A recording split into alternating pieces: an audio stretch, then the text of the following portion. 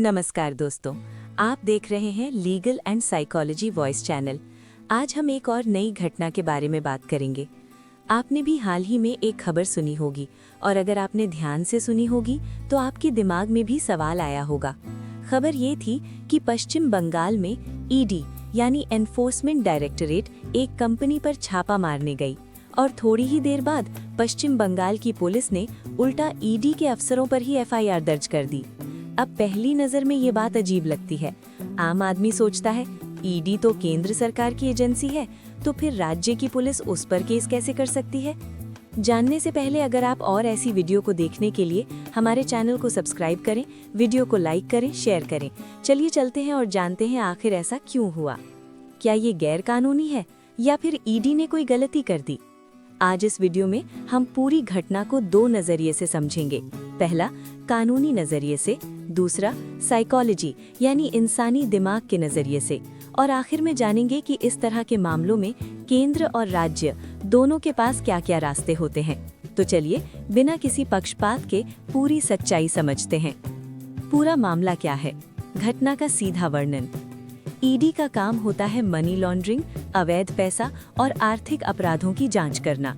जब ईडी को किसी कंपनी या व्यक्ति के खिलाफ मजबूत इनपुट मिलता है तो कानून उन्हें रेड करने का अधिकार देता है।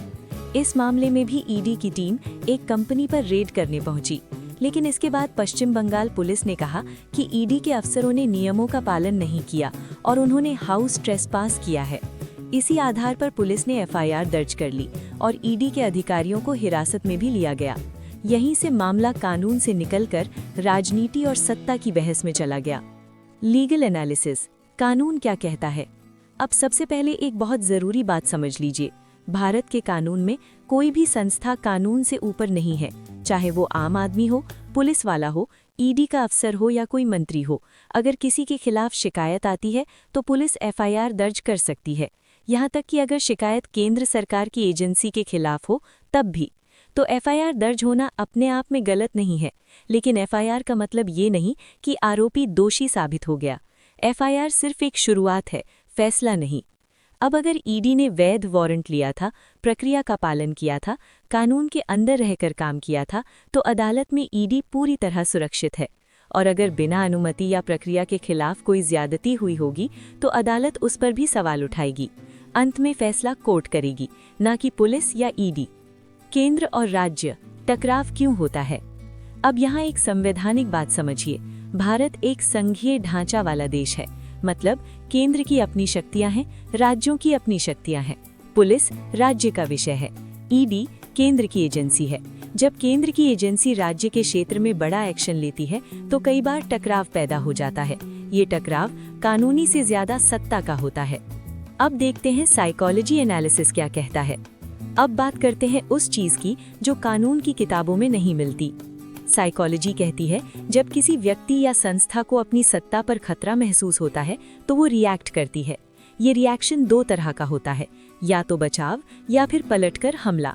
इस मामले में पलटकर हमला कानूनी तरीके से हुआ, एफआईआर के जरिए। राज्य को लगता है अगर हम चुप रहे तो लगेगा कि हम कमजोर हैं। ईडी को लगता है अगर हम पीछे हटे तो हमारा अधिकार कमजोर होगा। ये टकराव असल में ईगो, पावर और कंट्रोल का है। आम आदमी के लिए इसका मतलब क्या है? अब सवाल ये है कि आम आदमी इससे क्या सीखे। सबसे बड़ी सीख ये है कि सिस्टम में लड़ाई होती है, लेकिन सिस्टम के अंदर रहकर। ये कोई जंगल राज नहीं है जहां ताकतवर जो चाहे कर ले।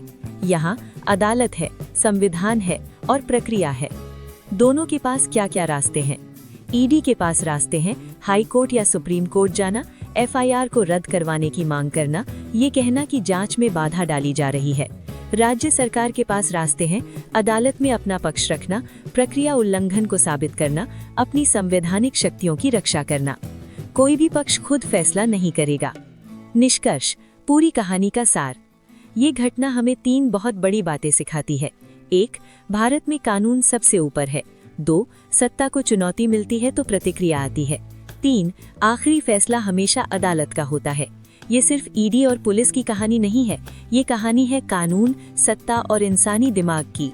अगर आप चाहते हैं कि ऐसे ही और वीडियो के लीगल एंड साइकोलॉजी एनालिसिस आपको मिले तो चैनल को सब्सक्राइब कीजिए, वीडियो को लाइक कीजिए, शेयर कीजिए और हमारे वीडियो को लास्ट तक देखने के लिए आपका बहुत धन्यवाद। तब तक के लिए नमस्कार।